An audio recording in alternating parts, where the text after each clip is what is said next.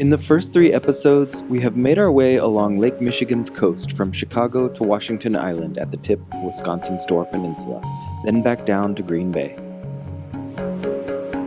In Episode 4, we see the rest of Wisconsin's Green Bay coast and start our next day in Menominee, seeing the border of Michigan from above. We pass the 45th parallel and are halfway to the North Pole as we enjoy some secluded coastal areas of the Upper Peninsula, eat great Swedish breakfasts, and leave the lake briefly for a look at a sacred spring. Before we reach Michigan's Upper Peninsula, we first have to get from Green Bay to Menominee.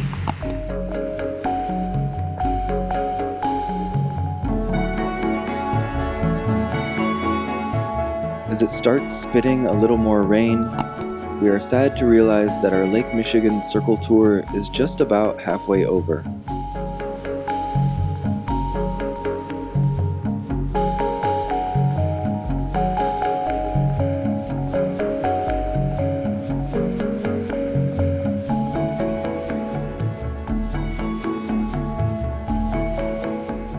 Between Oconto and Peshtigo, we cross the 45th parallel and are now closer to the North Pole than we are to the equator.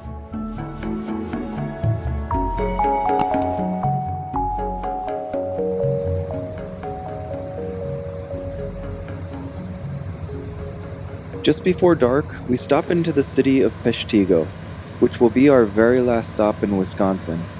We have come to feel very fondly about the state in just a few days. Peshtigo has a platform over its river in the town center. At certain times of year, the fish viewing here is excellent. We cannot see much at this time of day beneath the surface, but the surrounding area and dam are worth the look.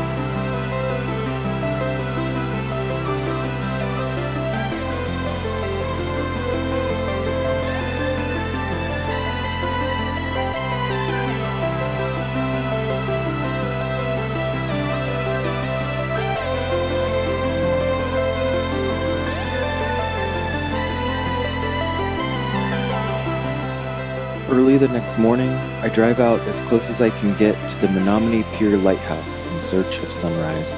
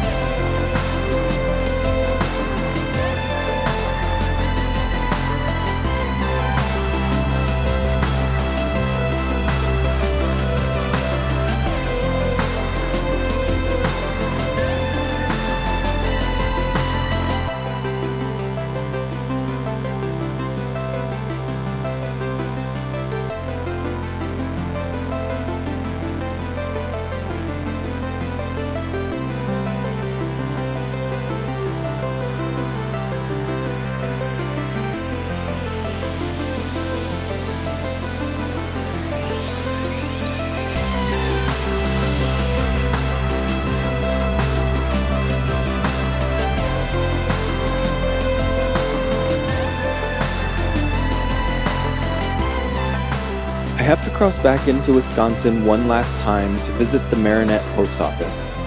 This requires a trip back over the Menominee River, which we just saw emptying into Lake Michigan from above. The river actually makes up almost half of the over 300-kilometer border of Wisconsin and Michigan. Menominee is just a touch larger than Menominee technically, but besides the river that cuts through them, there is not much else to distinguish the cities. The area is sometimes even referred to as the Twin Cities of the Menominee.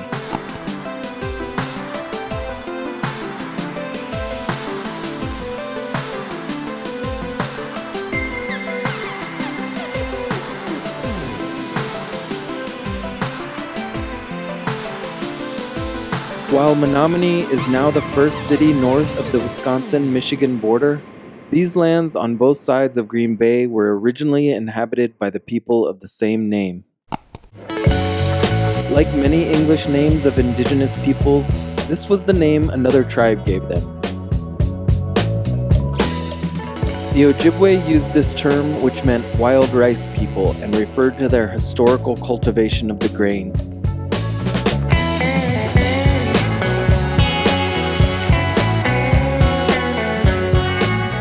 Despite the fact that we have passed the 45th parallel, we have actually not quite made it to the halfway point in terms of distance. Because gravity and rotation make the Earth just off from being a perfect sphere, the equator has a bit of a bulge.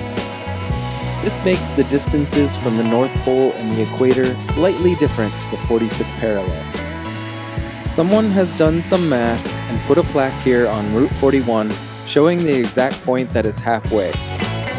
It is quite hidden and we have to double back twice, but we eventually find the rock it lives on under some trees. The Upper Peninsula has around 2,700 kilometers of coastline along 3 Great Lakes. These views of Lake Michigan are just scratching the surface of all the splendor available in this part of the state. If you continue on US Route 41, you get to stop in a bunch of inland towns with post offices, but the circle tour takes Michigan Highway 35 and joins back up with the 41 in Escanaba. Along this scenic byway, there is almost nothing but breathtaking views of the lake and a crazy amount of places to stop and enjoy them. There are a range of county and state parks along Michigan's Highway 35. The first of which we come to is Bailey County Park. In Menominee County, this is the home to the West Shore Fishing Museum on the site of the former Bailey Commercial Fishery. Come between 1 and 4 p.m. on a summer weekend to check it out.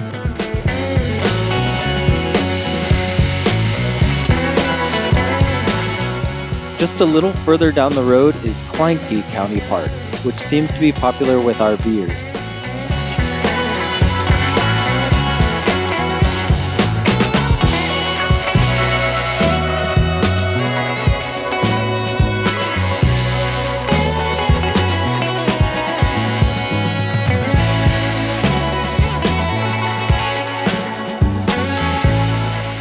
When you get above the park and Michigan Highway 35, it is a good place to remember that noted anti-Semite and anti-Union robber baron Henry Ford once shut down the construction of a section of this road north of Marquette. Despite the fact that he sold cars for a living, he used that area and its lumber for his cars. He wanted to keep it for himself and some other wealthy landowners whose elite club he was trying to join.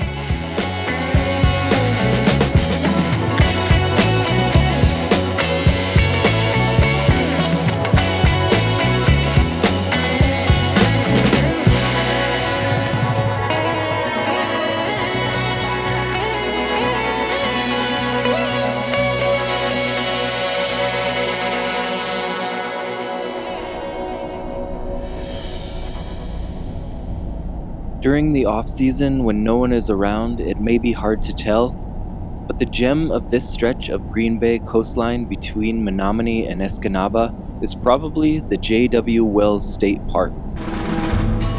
It sits about halfway between the two cities and seems a world removed from any busy life.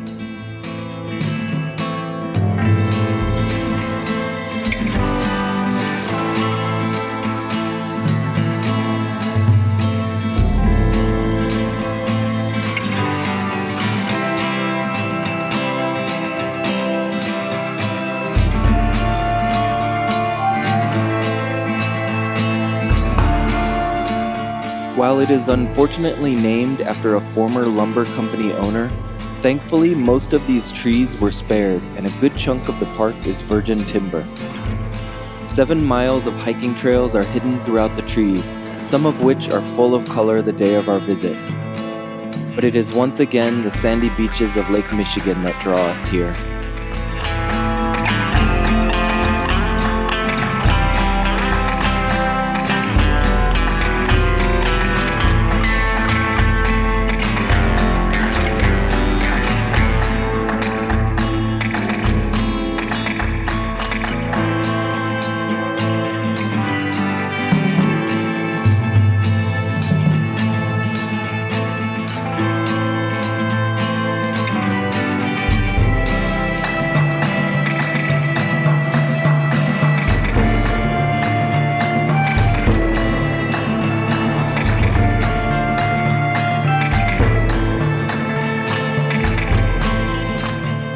After our fair share of frolicking in the autumn glory, we are back on the road through the small community of Cedar River and stop to check out the Halfway Bar and Grill.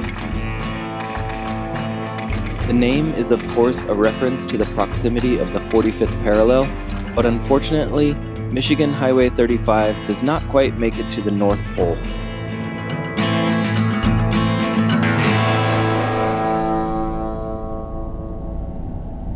After crossing the actual Cedar River, we move on to Fox Park, another small place to get out and enjoy the views.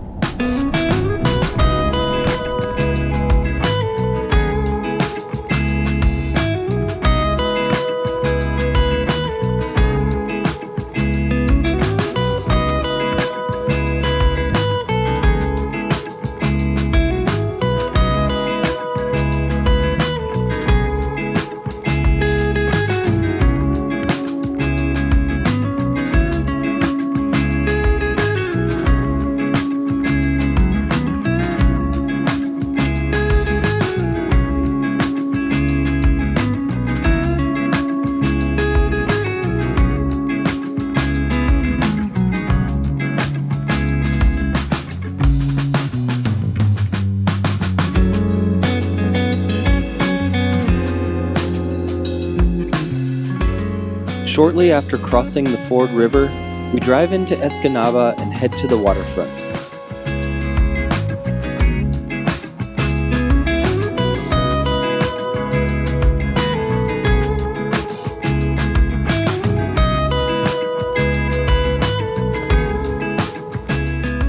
This is the home to the Sand Point Lighthouse, which stands guard over the sandy spits that jut out into the bay.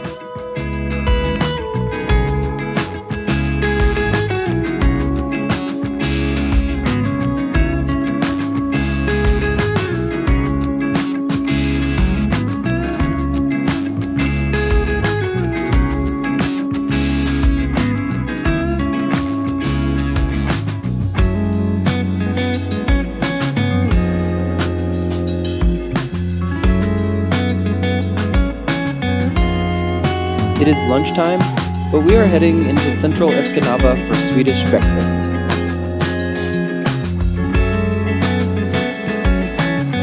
The Swedish pantry has been open for over 50 years, so it must be doing something right.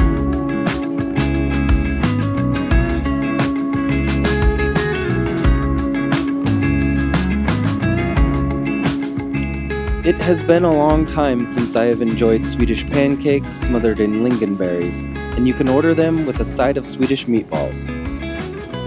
Let's just call it brunch.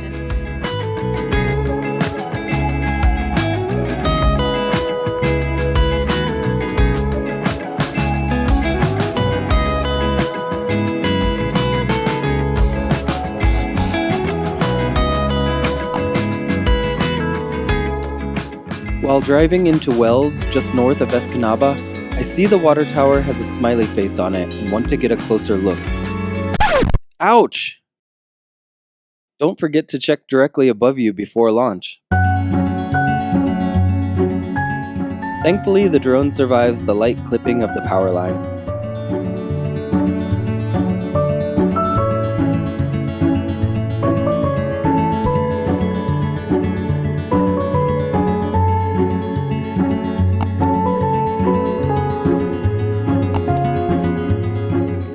On our way north to Gladstone, we cross over the Escanaba River where it empties into Lake Michigan on the north end of Wells.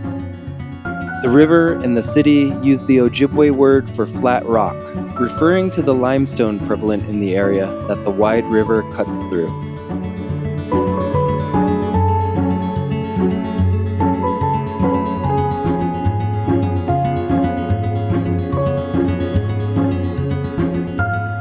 As we continue north, the Little Bay de Noc keeps us company between Escanaba and Gladstone, our next stop.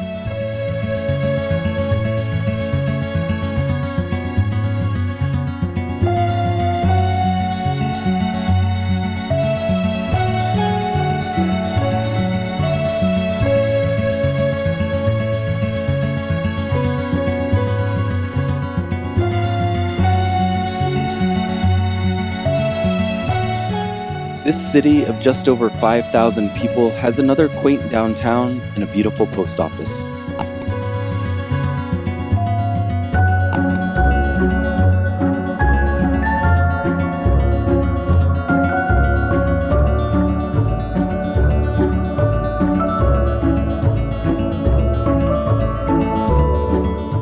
US Highway 2 had technically joined up with 41 in Escanaba, but right before we get to the center of Rapid River, 41 branches north. It will make its way from here to the city of Marquette on the Lake Superior coast. We are now exclusively on US Highway 2.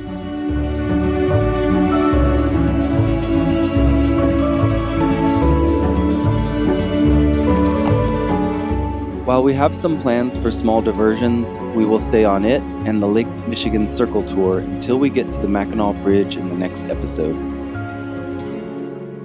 That will be the end of the highway's western segment, which we were previously traveling on in the far north of Montana near the Saskatchewan border in our summer 2024 road trip.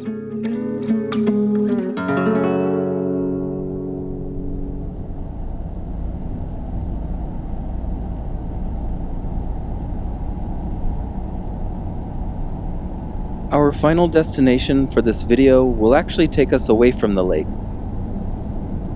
We are getting closer to it as we head east, but first we turn straight towards the sun.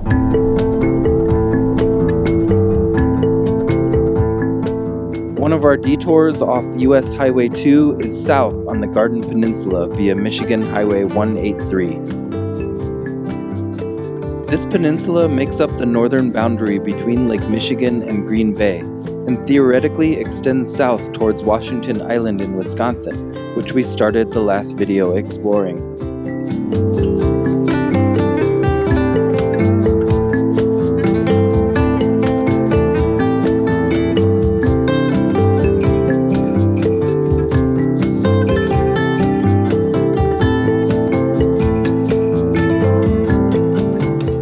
Eventually, the namesake village of Garden offers the peninsula's only post office. But you can continue south another 25 kilometers to Fairport. That is the jumping off point to Summer Island and St. Martin Island. From there, it is less than 10 kilometers to Rock Island, which is just off the coast of Washington Island.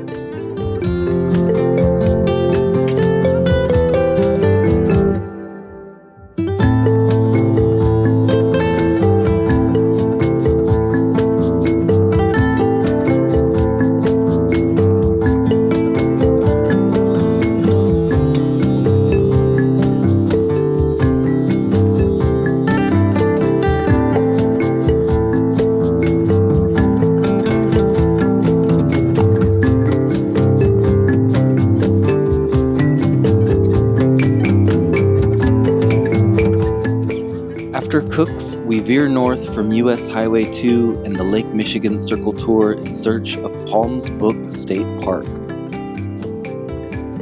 The small roads that lead us there are surrounded with a forest that is supercharged with changing autumn colors.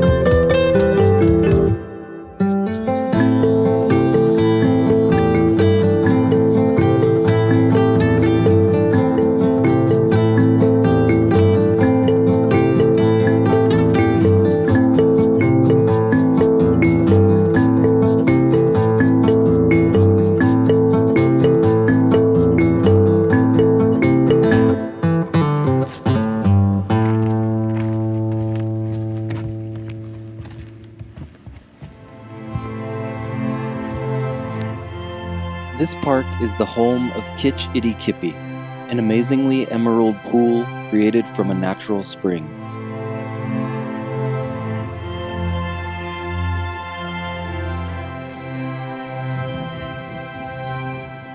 The park has built a pull-it-yourself raft over the spring, a ride that is the centerpiece of any visit.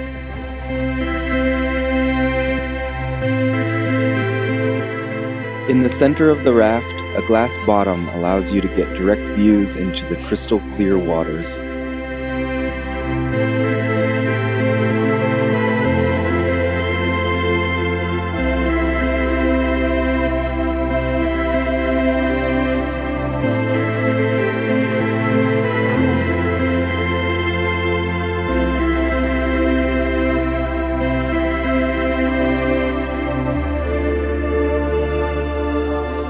Eventually, the boat gets far enough into the spring to see fissures releasing the water into the lake from underground.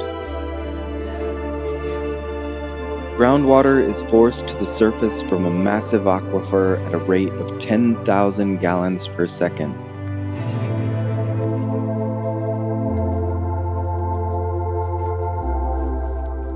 The legends of the spring are plentiful, but it might be worth skipping the interpretive signs in the park that talk about them. Some are purported to have been made up by the original settler owner of the land as a way to attract tourists.